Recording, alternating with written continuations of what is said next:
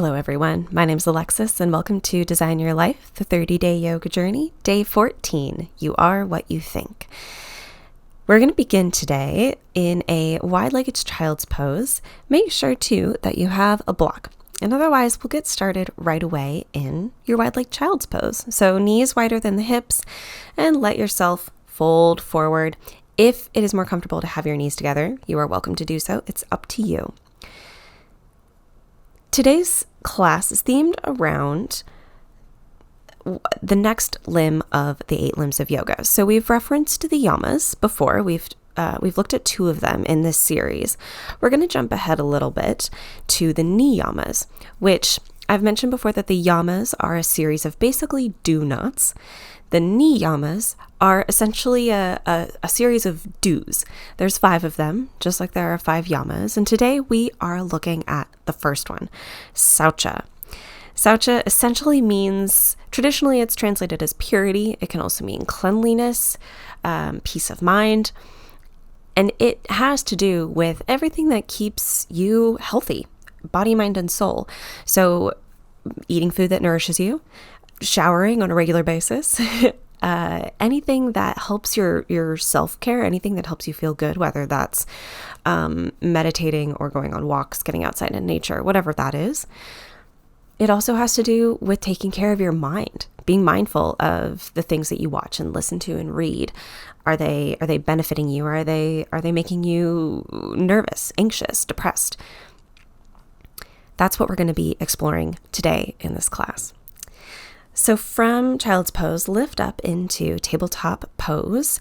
You're going to inhale into cow pose, arching the chest up to the ceiling. And then you're going to exhale back into child's pose. So inhale forward, cow pose, broaden the collarbones, send the sternum forward. Exhale, round through the spine, sit back into child's pose. Inhale forward, cow pose. Exhale back, child's pose. Every movement that we do, continue just like that. Every movement that we do in this class today, I want you to feel fluid. Now from your child's pose, I want you to spread the knees wide. This is on purpose this time. Reach the hands far out in front of you. You might want your hands on blocks. And you're going to inhale forward so you can drop the hips, shoulders over the wrist, lift the feet into hanging cobra. And then exhale, push back into child's pose. Inhale forward, hanging cobra, drop the hips, broaden across the whole front of the torso. Exhale, push back into child's pose. And we're going to flow through this movement a couple more times. Wide-legged child's pose to hanging cobra and back. Inhale forward, really let the whole front of your body stretch here. Exhale, round through the spine, tuck the chin into the chest. Beautiful. Keep going, just a couple more. Beautiful. Then next time you're in your child's pose, bring your knees together. Walk the hands forward. Take a deep breath in. Let the hips drop so you come into upward facing dog. Very nice. Shoulders over wrists. And then drop the knees, sit back into child's pose. So this time you're inhaling forward, dropping the hips all the way, lifting the knees into upward facing dog, and then dropping the knees and exhaling back into child's pose. And just move like that, back and forth. And again, find fluidity here. And if upward facing dog doesn't feel good, you can go back to either of the 2 other options we've already done, hanging cobras or cow pose. It's up to you. Find what feels good. Often how we think predicts what we are going to do. So watch what you're thinking as we move through the class today. From your next upward facing dog, push back into downward facing dog and begin to walk it out. Make any movements that you need here. I love to pedal the feet, bending one knee and then the other. I like to push into my hands so I can twist through both sides of my torso. Find what feels good here, or maybe stillness and just pressing through the heels feels really good. But also don't push yourself too hard here as well. It's very easy for our internal metric, our thoughts, to push us too far. Inhale the left leg up behind you and exhale, plant that left foot between the hands. Pivot the right foot behind you and lift yourself up into warrior two. Double check that you have that heeled arch alignment that we've talked about before in these classes. Make sure the left knee is directly on top of the left ankle. Shoulders are directly over the hips. And then exhale the arms out, straight out from the shoulders, and look over that left hand. And breathe here in your warrior two. Press the feet into the mat, almost as if you could tear the mat in half. Beautiful. And then flip the front palm and reach back towards the right leg into your reverse warrior. Inhale forward into your side angle pose. Bring the left elbow to the left thigh. Exhale back, reverse warrior. And we're going to flow just like that. Inhaling forward into side angle pose, reaching that right arm all the way up past our ear. And exhaling back into reverse warrior. You can move faster or slower than me. I want you to match your breath here. Very similar to how we match our breath in cat-cow. Very nice. Continue moving. You're almost there.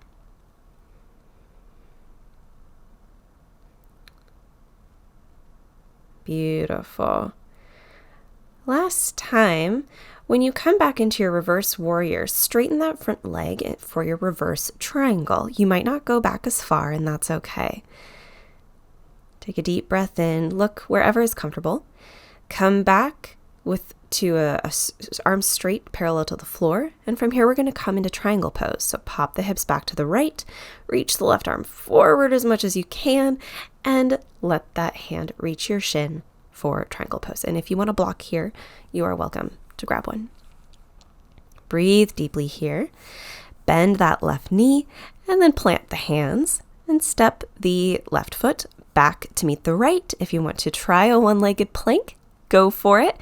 And make your way back to downward facing dog however you want. I'm moving through chaturanga and up dog. You might move through cobra and up and downward dog. It's up to you. Sort of choose your own adventure here. Listen to what your thoughts are telling you and evaluate. Am I being kind to myself? Am I treating myself healthfully, or am I being too harsh on myself? Or am I not motivating myself enough?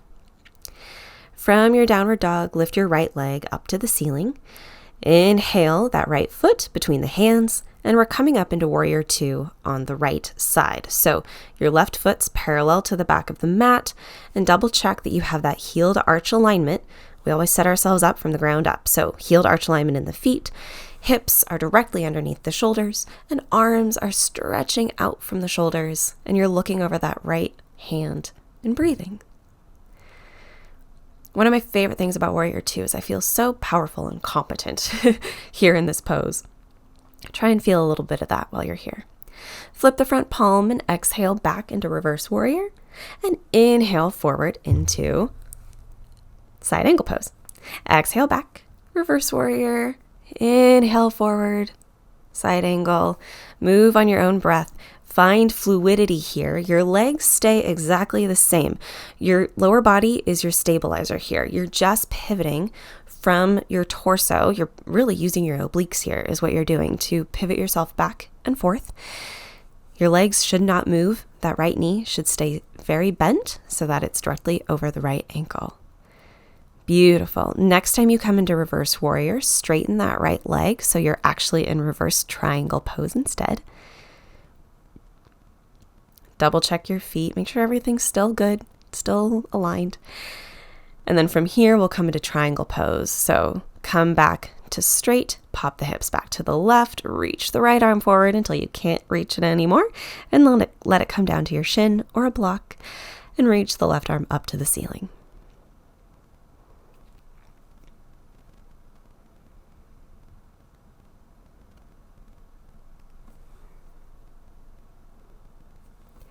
Bend into that right knee and step the right foot back to meet the left. Or if you want to, you can try coming into a one-legged plank, keeping that right foot lifted. And then from here, make your way back to downward facing dog. Now, if you want a block, you'll want to make sure it's by the top of your mat for this next series of poses. We're going to be moving through Wild Thing and Half Moon. So here in your downward dog, ground yourself. Center yourself. Take a couple breaths, and then lift the left leg up to the ceiling. Open up the hip, bend the knee, and you can stay here, just bending that left leg so the left foot is trying to reach the left glute. If this feels great, stay here. Love it. If you feel like you can and you have the space, you can drop that left foot all the way behind you to come into Wild Thing. Wherever you are, step that left foot forward, and we're going to come into Half Moon here. So your left foot acts as your stabilizer. I like a block under my left hand. Lift that right leg up back behind you and try and stack your right hip on top of your left, and then reach the right arm up to the ceiling. You really want to try stacking your hips one on top of the other, your shoulders one on top of the other, and have a straight line from the bottom of that right foot all the way to the top of the head. Very nice. Bring yourself back down into your runner's lunge. Step the left foot back to meet the right. Make your way back into downward facing dog. Well done. Wherever you were, however you did great. Half Moon is really hard. It's a hard balancing pose. So if you didn't get there or you fell out, don't worry about it. You will have more chances to try it again. On your next breath in downward facing dog, lift the right leg up to the ceiling and bend through the knee. And once again, try and stack that right hip over the left. If you have the space and the inclination and the practice, you can try moving through Wild Thing, letting the right foot come all the way behind you, flipping your dog. And then wherever you are, bring that right foot forward. Grab your block so it's underneath your right hand. I usually like to have it about a foot in front of me. And then lift yourself up, flex the left foot, try and stack the left hip on top of the right. Keep the shoulders stacked one on top of the other and reach the left arm up to the ceiling. Straight line from the bottom of your left foot all the way up your body to the top of your head. I usually find that one side of my body is a lot better at Half Moon than the other. One side feels great and the other, it's like my body has no idea what's going on. So wherever you are, it's okay. Try. If you fall out, come back into it. Breathe wherever you are. And if Half Moon is just not happening for you today, that's okay. Sometimes we're just not there, and that's okay. And it's important to tell ourselves that that's okay. Lower yourself back down into runner's lunge, set the block aside, and press your way back up into downward facing dog, however you want. Take a couple breaths, stretch out through the legs, recenter yourself, let your body realign. Lift the toes and walk the feet forward to meet the hands, coming into your forward fold. Let the chin tuck into the chest. Bend the knees if you would like, if that feels good on your low back or your hamstrings. Maybe sway side to side. Roll yourself all the way up to standing. And from here, we're going to make our way down to the mat via Malasana pose. If Malasana is out of your practice, not really in your range, that's okay. Just come to a seat on the mat. If you're coming with me into Malasana, bring your feet a little wider than your hips, toes facing out, and sink your hips down. You can always bring props underneath your hips here. It doesn't matter how low you go. You can always bring hips. You can also just come into a high squat if that feels good. But the lower you are, make sure that your elbows are pushing into your shins, pushing your knees nice and open, and your spine is nice and long. And it might help to rock side to side or front to back to loosen up those hip joints. And then wherever you are, we're going to come into a seated position, and we're going to work through some butterfly poses. So bring the left heel to the groin and extend the right leg out nice and long. Inhale up tall and exhale, fold forward.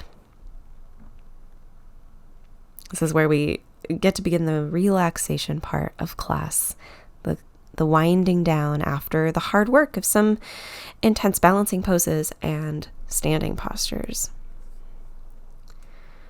The thing I love about Saucha is it reminds me how much is within my control. There are so many things outside of our control, but we can control, to some extent, of course, how we take care of ourselves and how we take care of our bodies and our minds. Lift yourself up, and we're going to switch legs. So right heel comes into the groin, left leg extends out. Inhale up and exhale, fold forward. It's a lot easier for me to Pay attention to, how am I moving today? Am I doing something that nurtures me? Am I watching something that brings me joy? Am I reading something that makes me think or makes me feel good? Those are things within my control, and Saucha encourages us to examine those things. How are those things influencing us? Are we keeping our minds pure to an extent that it's beneficial to us? Lift yourself back up. We're going to come into full butterfly next. So bring the soles of feet together. Inhale up nice and tall through the spine and exhale forward. You're welcome to push your hands into the knees to widen the hips a little bit more and tuck your chin into the chest. I think it's important to point out too that when Saucha is talking about purity, it's not talking about it in sort of the traditional sexual sense. It's talking about it in, are these things influencing me in a positive way? Are these things making me a better person, making me more intelligent, more kind, more empathetic, more compassionate, as opposed to making us more cynical, more negative? There are, of course, problems in the world, and it's important to look at those things with pragmatism and also with compassion. And Saucha is what helps us do that. Inhale yourself up out of butterfly, and we're going to come into a straddle pose. So extend both legs out to the side. Does not matter how far out they go, just as far as is comfortable. You don't need to push it today. And then again, inhale up nice and tall. And maybe this is good, just sitting up tall. If you can fold forward a little bit, do so. But that's the advanced version, is folding forward. Essentially, what I find most important about Saucha is Saucha helps us gain perspective. Saucha is examining our lives in such a way that we can give ourselves the tools to have appropriate perspective available to us at all times. Bring yourself back up to a straight spine. Bring your legs back to center. You can windshield wiper the legs side to side if that feels good. And then from here, swing yourself around so you're long ways on your mat and come to lie down on your back. Rock the legs side to side, hug the knees into the chest. And from here, you have a couple options. You can bring the hands to the shins and just open up the knees towards the armpits. If that feels good, you feel like you can go a little bit further, you can also come into happy baby pose. And you can grab behind the thighs, you can clasp the shins, or you can grab the outside of the feet. You're also welcome to use your first two fingers to grab your toes. I always find that a little bit uncomfortable, so I usually teach it having your hands grasp the side of your feet.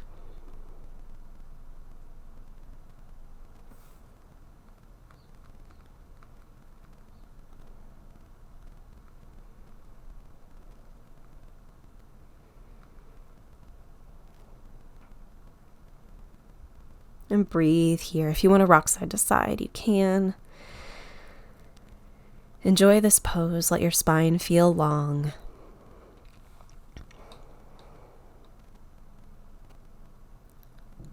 And hug the knees back to your chest wherever you were. And we're going to come into Shavasana from here. So you have a couple options. Of course, you can walk the feet as wide as the mat and knock the knees in together if you're feeling like your low back needs a little bit of a break, or you can let the feet go long. Wherever you are, rest your hands by your side, shimmy the shoulders away from the ears, close your eyes, and breathe here in your Shavasana for the remainder of our class. Let your mind wander, and maybe just casually while you're here, think about, how do my thoughts affect my actions? It's a pretty famous quote that our thoughts affect our words, what we say, and what we say affects our actions, and there's a ripple effect of our thoughts. And Saucha looks at what we take in, because what we take in affects our thoughts, and there's a ripple effect all the way to our experience and influence in the world. So maybe while you're here in your Shavasana, just think for a second, is there anything that I'm taking in? Is there any way that I am not taking care of myself that I don't want? Don't judge it. Don't be harsh on yourself. Just name it. That's all. And then let it go. and relax more into your Shavasana.